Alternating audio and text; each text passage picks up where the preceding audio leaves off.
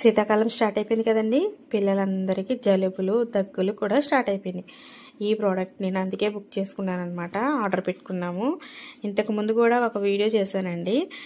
పిల్లల ముక్కులు బ్లాక్ అయిపోతే అలాగే రూమ్లో ఇంట్లో పాజిటివ్ ఎనర్జీ ఉండడానికి కర్పూర దాలి ఒకటి ఉంటే బాగుంటుందని చెప్పేసి ఒక వీడియో చేశాను. అది కూడా బాగా చూశారు.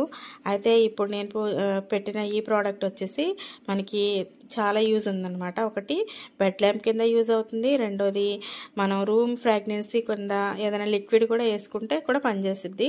అలాగే సాంబ్రాణి కూడా వేసుకోవచ్చు అనమాట. దానిపైన ఇంకొక ప్లేట్ పెట్టుకుని సాంబ్రాణి పెట్టుకోవచ్చు.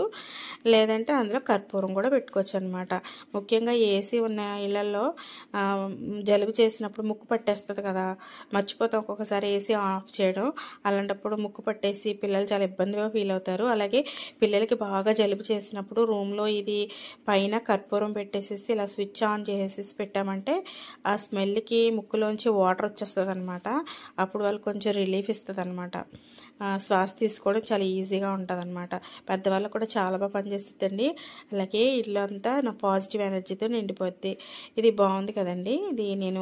దీనికి సంబంధించిన వివరాలు అయితే మీతో షేర్ చేస్తాను.